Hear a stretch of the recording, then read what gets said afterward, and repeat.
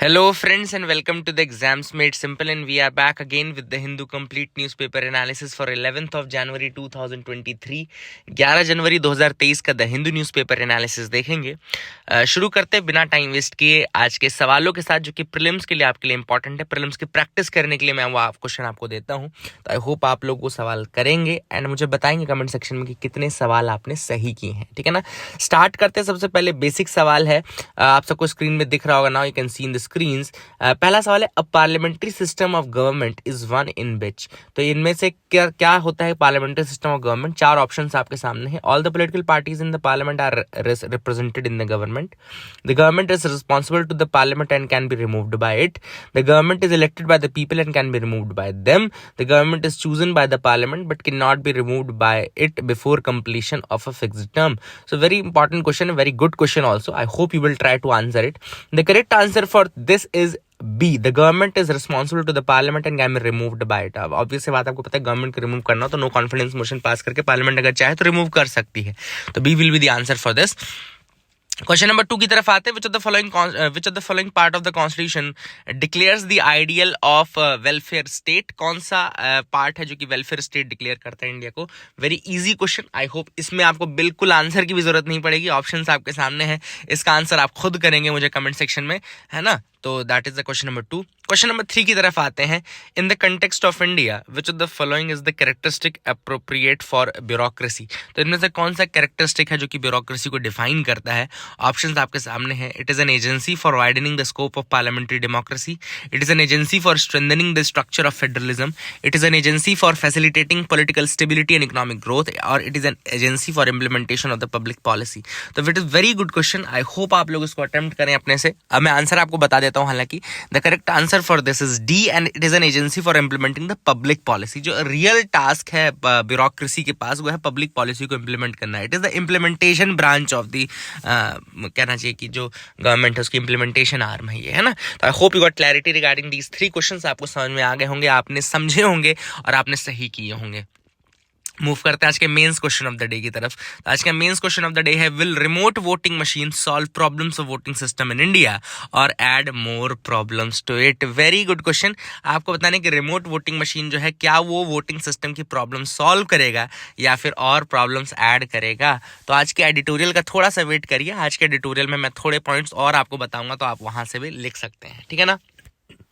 Start करते हैं news analysis. News analysis start करने से पहले आपसे एक छोटी सी रिक्वेस्ट रहेगी, अगर आप अभी तक ने वीडियो को अगर आपने लाइक नहीं किया या चैनल को सब्सक्राइब नहीं किया तो please do that from your and, है ना। ये छोटी सी आपकी समझ लीजिए एक तरीके से फीस है जो कि हम आपसे डिमांड करते हैं। तो जस्ट लाइक और शेयर करिए वीडियो को, that is all we want. तो स्टार्ट करते हैं आज के सवालों के, आज के न्यूज आइटम्स के साथ।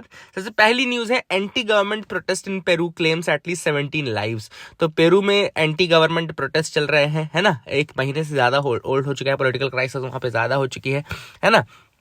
एंड ये जो रीजन है याद रखिएगा, प्यूनो रीजन लिखा हुआ है। तो अगर आपसे कभी क्वेश्चन पूछ लेता है प्यूनो रीजन या मैच करने के लिए, क्या होता है यूपीएससी कई बार मैच भी कर लेता है। जैसे उसने लिख दिया यहाँ पे 3 सिटीज के नाम और उनके रीजन्स के नाम, ठीक है ना।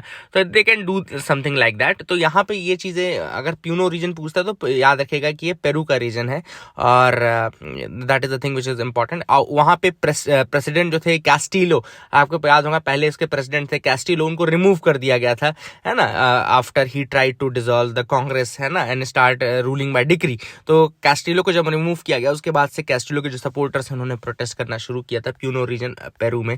चलिए ये न्यूज़ हमको अपॉर्चुनिटी देती है कि that we can read about the map of this Peru region. तो पेरू का मैप देखना है तो पेरू आपको सबको पता है कि ये साउथ अमेरिकन एक कंट्री है, it is a part of south America and बहुत इंपॉर्टेंट है पेरू रीजन क्योंकि वहाँ पे एंडीज माउंटेन रेंजेस हैं। देखिए आप दिख रहा है एंडीज माउंटेन दिख रहा होगा आपको, है ना। तो एंडीज यहाँ पर है।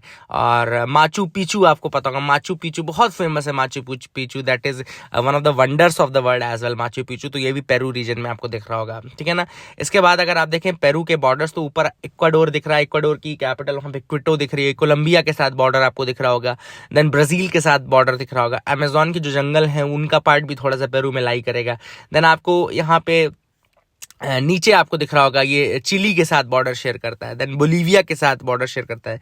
बोलीविया में आपको पता है बोलीविया और पेरू के बीच में ही लेक टिटिकाका, यहाँ पे दिख रहा है lake Titicaca, this is the lake between Bolivia and Peru, तो ये भी आप याद रखिएगा।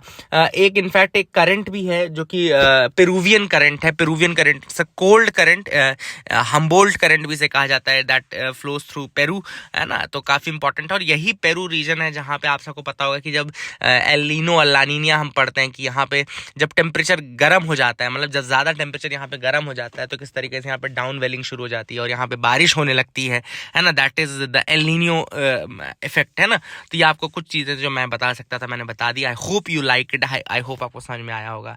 और एंडीज माउंटेन पता ही आपको, नाजका प्लेट भी यहाँ पर है। नाजका प्लेट आपको पता है एक माइनर प्लेट है, नाजका प्लेट यहीं पे है, एक आपका पैसिफिक और इसके आपके साउथ अमेरिका के बीच में, तो that is again a part which you can remember. I hope you got clarity regarding that, आपको समझ में आ गया होगा। आगे मूव करते हैं।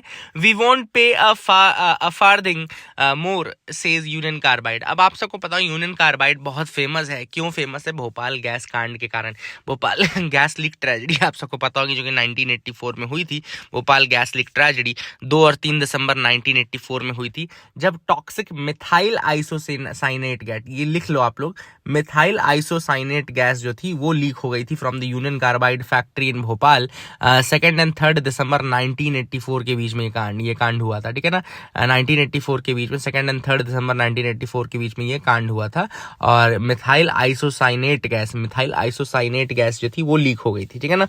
तो ये आपको कुछ फैक्ट्स तो याद रखने पड़ेंगे। अब हुआ क्या था देखो कि 1989 में एक सेटलमेंट हुआ। 1989 में जो सेटलमेंट हुआ उसमें 715 करोड़ के आसपास रुपए यूनियन कार्बाइड ने दिए थे for the losses of life and property जो हुआ, और लगभग 5295 डेथ्स हुई थी और लगभग 5,68,292 इंजरीज हुई थी दैट टाइम, है ना। एंड प्रॉपर्टी एंड उसका लॉस बहुत ज्यादा हुआ था। 715 करोड़ सेटलमेंट में 1989 में सेटलमेंट में एग्री किया गया था। But now the government is reopening that case. Government reopen कर रही है केस को और कह रही कि देखो क्या है कि जो लॉसेस हुए हैं वो धीरे धीरे और ज्यादा सामने आए हैं ना, जो loss of life and injuries हैं, जो ये सब चीजें हैं ये और ज्यादा हुए हैं, and that is the reason why we need more compensation now. And उसी केस में अब यहाँ पे यूनियन कार्बाइड का कहना है कि भाई देखो आपने उस समय एग्री किया था सेटलमेंट के लिए, आपने जो सेटलमेंट हुआ उसको एग्री किया, उसके बाद ही ना आपको हमने उतना दिया, तो why are you demanding now more? तो this is not a valid thing to do, this is what the union carbide is saying, है ना। तो यूनियन कार्बाइड एक पेस्टिसाइड कंपनी थी, that time it was acting as a pesticide plant, आपको याद होना चाहिए। तो I hope you got clarity regarding that as well. ये दोनों न्यूज काफी इंपॉर्टेंट है, आपको मैंने दोनों बता दिया, पेरू वाली न्यूज बताई और यहाँ पे यूनियन कार्बाइड की न्यूज बताई। कुछ चीजें आपको नई सीखने को मिली होंगी। Supreme Court to hear Joshimath crisis plea. तो सुप्रीम कोर्ट ने कहा है कि अब वो जो लैंड सिंकिंग हो रही है जोशीमठ उत्तराखंड रीजन में, याद रखिएगा यहाँ पे एनटीपीसी आपका तपोवन और विष्णुगढ़ का जो प्लांट है काफी ज्यादा इसमें न्यूज में है ना। विष्णुगढ़ और तपोवन का जो प्लांट है काफी ज्यादा न्यूज में रहे, क्योंकि इनके कारण ही वहाँ के जो फ्रेजाइल इकोसिस्टम में कहा जा रहा है कि उस पे वो काफी डिग्रेड हुआ बिकॉज ऑफ दैट, एंड इसीलिए वहाँ पे लैंड सिंकिंग और इस तरीके से पूरा का पूरा जो उत्तराखंड का जोशीमठ रीजन है वो सिंक कर रहा है। वहाँ के लोग कंपनसेशन मांग रहे हैं, वहाँ के लोग रिहेबिलिटेशन मांग रहे हैं कि नए जगह घर दिया जाए। लेट्स सी कि किस तरीके से इसको एकोमोडेट करती है government. Supreme Court is going to hear it now. Acid attack case Poisons Act invoked victims still in shock. अब आप सबको पता होगा दिल्ली के द्वारका रीजन में अभी रिसेंटली एक केस हुआ था जिसमें एसिड फेंक दिया गया था एक लड़की के ऊपर, है ना। एंड अब उसी केस में सेक्शन 4 सबसेक्शन 2 जो है पॉइजन्स एक्ट का 1919 का 1919 का पॉइजन्स एक्ट, उसका सेक्शन 4 सबसेक्शन 2 उसको इन्वोक किया गया है अगेंस्ट द सेलर, ठीक है ना। सेलर के against section 4 subsection 2 Poisons Act 1919 का इन्वोक किया गया है। And under provisions of this act those found selling acid illegally can be fined up to ₹50,000। तो याद रखिएगा पॉइजन्स एक्ट के अंतर्गत, पॉइजन्स एक्ट 1919 के अंतर्गत those who are found selling acid illegally can be fined up to ₹50,000 which is used for the rehabilitation of acid attack survivors, ठीक है ना, which will be used for the rehabilitation of the acid attack survivors. Poisons Act section 4 subsection 2 जरूर याद रखिएगा। I hope you will remember that as well, याद रखिएगा उसको, है ना। आगे मूव करते हैं, देखते हैं और क्या इंपॉर्टेंट न्यूज आर्टिकल्स है जिनके बारे में हमको डिस्कस करना है। तो you can move ahead with me, आप मेरे साथ बिल्कुल आगे बढ़ते रहिए। Assam tribes seek separate council.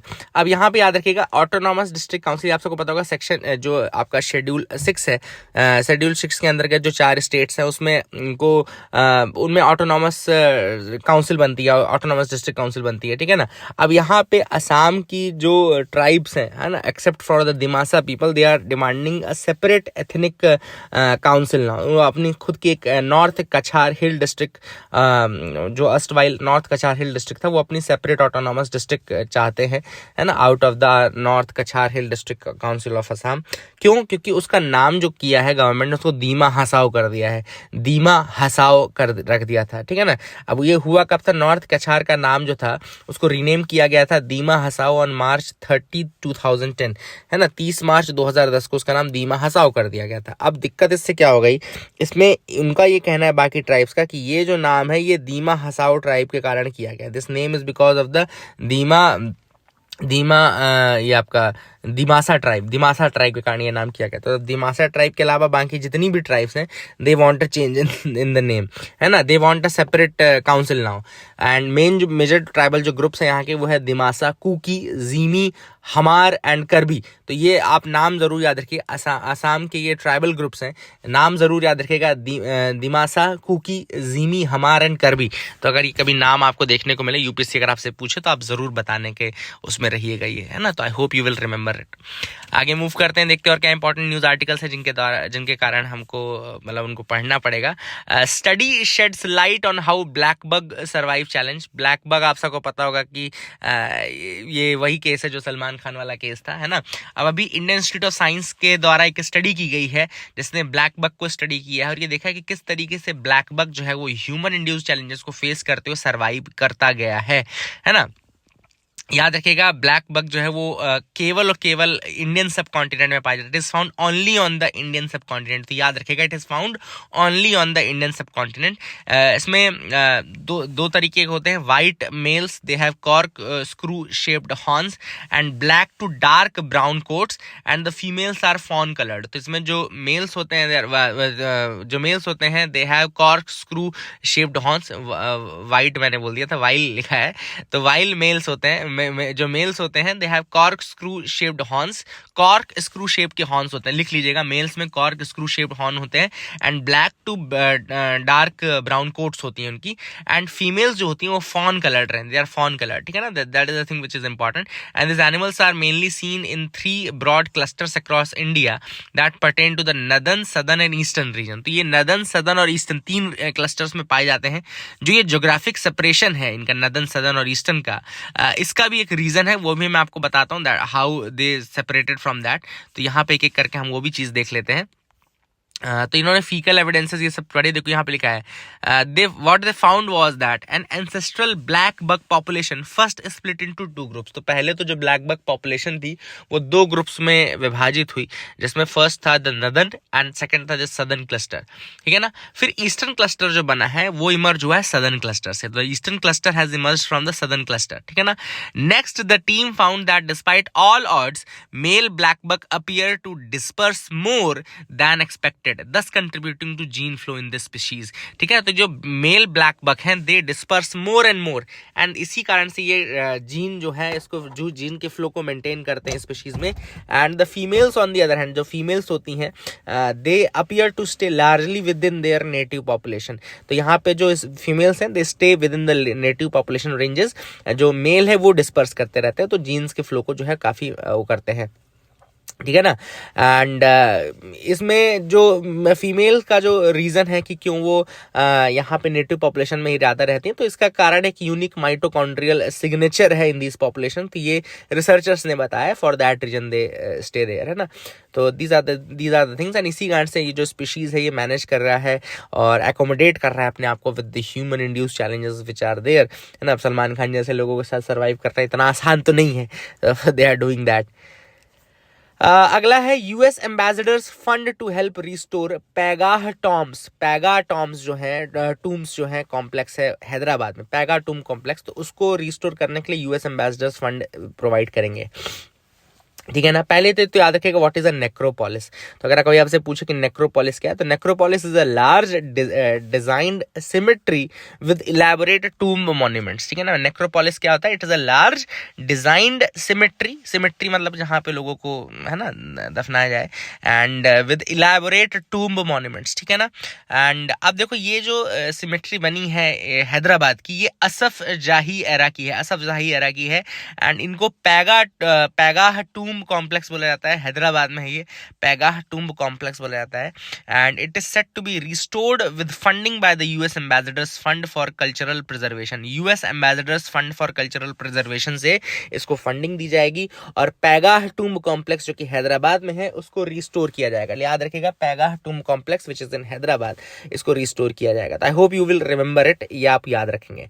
Asaf जाही एरा की है। आपके लिए एक छोटा सा सवाल है, आप लोग एक सवाल है, इसका आंसर खोजिएगा, थोड़ा सा यूट्यूब कर लिए, गूगल करिएगा। असफ जाही डायनेस्टी कब से कब तक रूल कर रही थी, और वहां पे असफ जाह या असफ शाह कौन था, है ना। या फिर अब चलो आपको बता दो, बाहमन के जो 5 पार्ट्स थे, आपको बताना है बाहमनी इंपायर के 5 पार्ट्स कौन कौन से थे, असफ जाही कहाँ का था। ये आपको एक छोटा सा सवाल है, अगर आप कर सके तो बहुत अच्छी मेहरबानी होगी आप लोग की। याद रखिएगा ये जो बना है हैदराबाद का टूम कॉम्प्लेक्स या Paigah tomb complex, this is one of the most significant architectural sites in Hyderabad, है ना। और यहाँ पे बहुत सारे इनक्रेडिबल लैटिस स्क्रीन्स, मिनारेट्स, और आपको काफ़ी डिटेलिंग यहाँ पे मिल जाएगी, है ना। तो आप इसको याद रखिएगा। I hope you will remember this. आगे देखते हैं, यहाँ पे एडिटोरियल पार्ट पे हम आते हैं। एडिटोरियल है lessons from Russia's Ukraine war. अब ये जो आर्टिकल लिखा गया है, ये लिखा गया है रशिया और यूक्रेन का जो वॉर हुआ है उससे हमको क्या सीखने को मिल सकता है या क्या है। सबसे पहले ऑथर ने बोला है कि देखो क्या था, एक एरा था 1940s के बाद, 1940s के बाद जो एरा था वो डुओ मतलब पोलैरिटी का था। डुओ पोलैरिटी मतलब 2 पोल्स थे उसमें पावर के। एक था आपका नेटो वाला ग्रुप जो कि यूएस लेड था, और एक वॉर्सो पैक्ट था जो कि रशियन लेड था, है ना। तो आप थोड़ा सा हिस्ट्री को ट्रेस करें तो आपको ऐसा मिलेगा, ठीक है ना।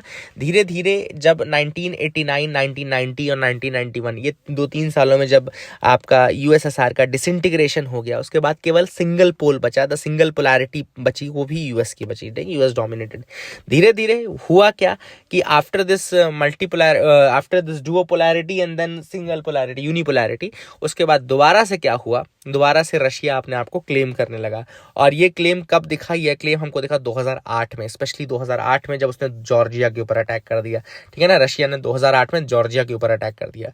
2014 में रशिया ने क्रीमिया को एनेक्स कर लिया without even fighting a war. 2014 में क्रीमिया को एनेक्स कर लिया रशिया ने, ठीक है ना।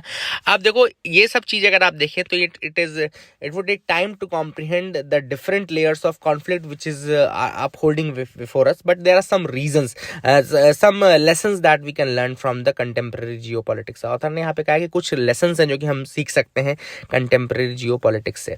तो ऑथर ने वही कहा कि जो ये 1990s के बाद का जो रिसेंट टाइम था, इसमें हमने देखा है कि अमेरिका कहीं ना कहीं फंसा हुआ नजर आया है आफ्टर स्पेशली 2000 के बाद, है ना। जब से उसने इराक और अफगानिस्तान में अपने कदम डाले, उसके बाद से अमेरिका थोड़ा फंसा हुआ नजर में आया, एंड इसी का फायदा शायद रशिया ने उठाया था, है ना। 2008 में जो रशिया का जॉर्जिया के ऊपर अटैक था, या 2014 में जो क्रीमिया के ऊपर था, वो इस कारण से था क्योंकि अमेरिका का फेलियर ऑलरेडी देखा जा चुका था, specially in the Afghanistan reason.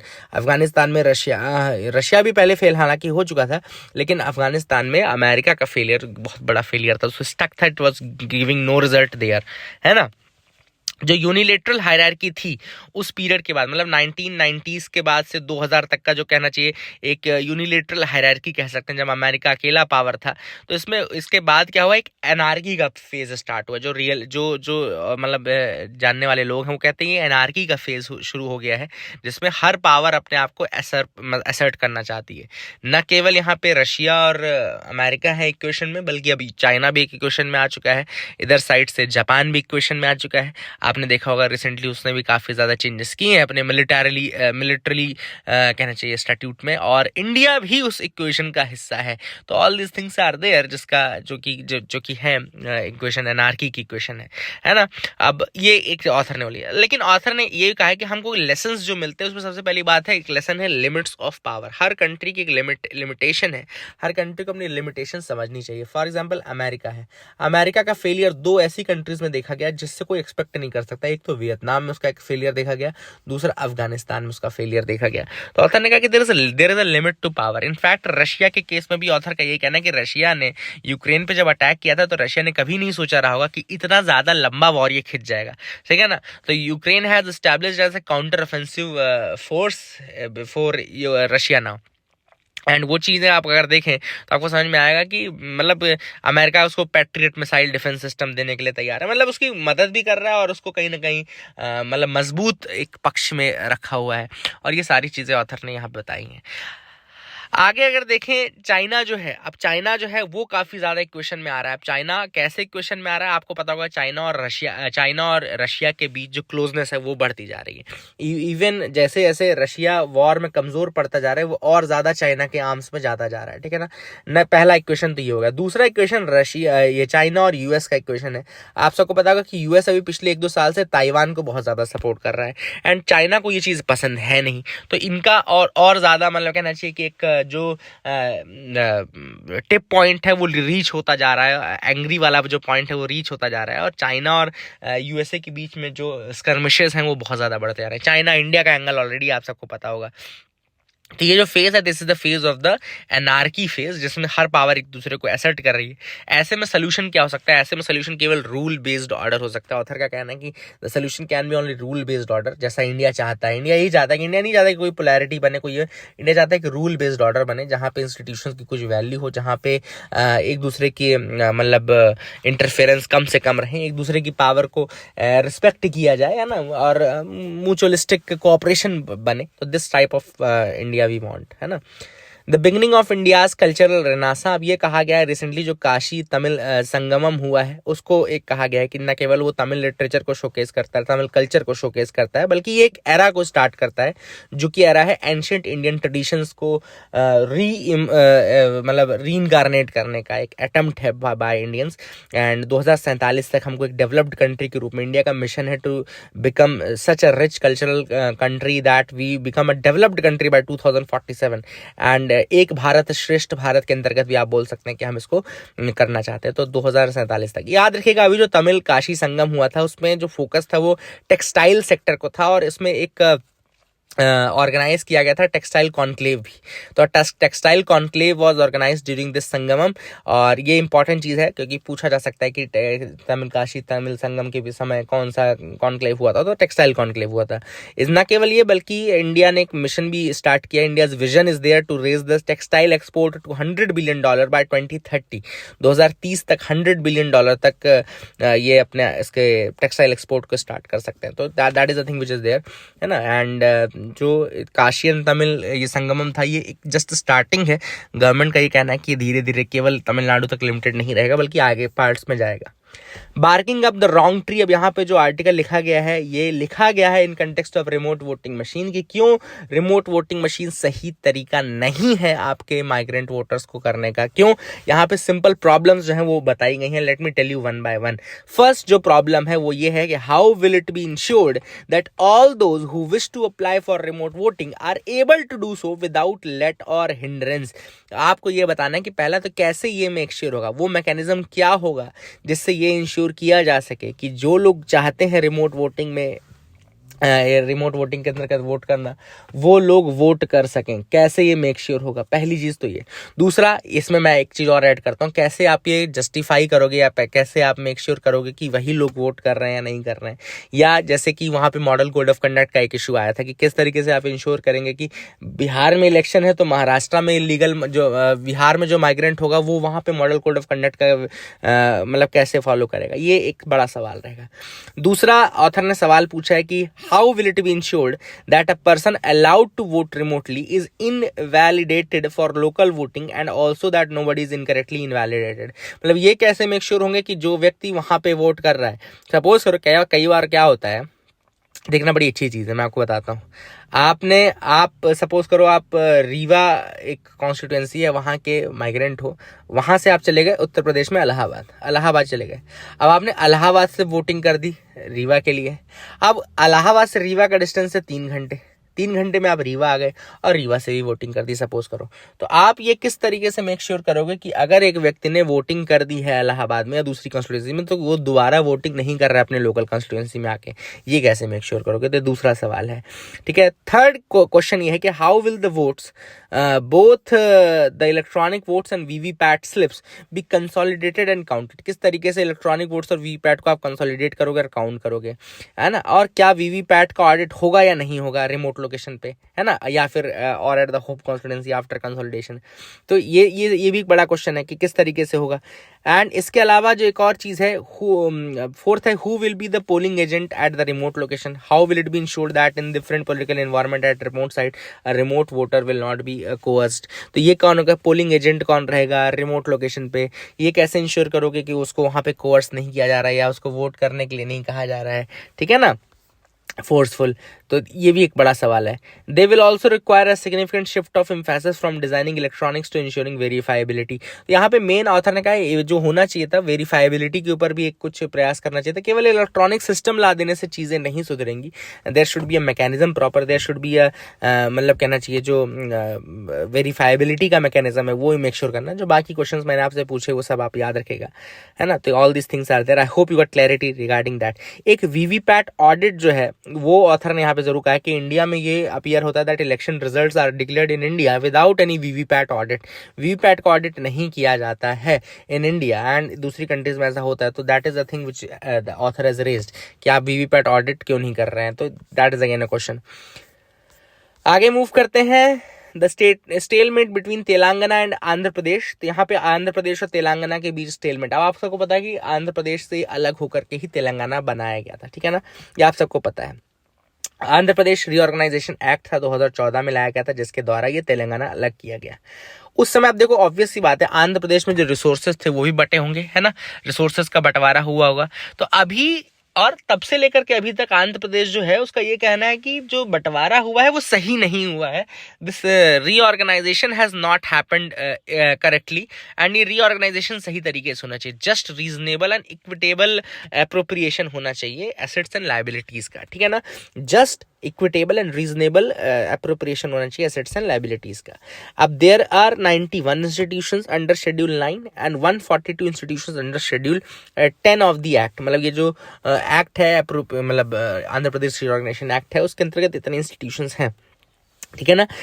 The issue involves 245 institutions जिनका टोटल वर्थ 1.42 लाख करोड़ है ना, और ये सब चीज़ें उनकी वैल्यू अलग अलग लिखी गई है ना। तो ये सब तो है। ऑथर ने कहा है कि आंध्र प्रदेश का ये कहना है it is firm on implementation of the recommendation given by the expert committee headed by retired bureaucrat Sheila Bhide for bifurcation of 89 out of 91 schedule 9 institutions। अब एक कमेटी थी शीला भिड़े कमेटी, आपसे पूछा भी जा सकता है तो इसलिए याद रखिएगा कि शीला भिड़े कमेटी जो थी that was formed for the bifurcation of assets and liabilities between Andhra Pradesh and Telangana.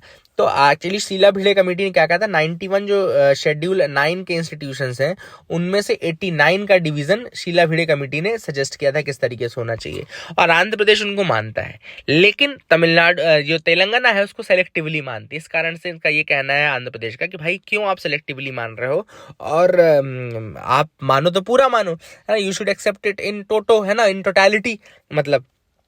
तो ये एक इशू है जो कि अभी भी वहां पर है। आई hope you got clarity regarding that, ठीक है।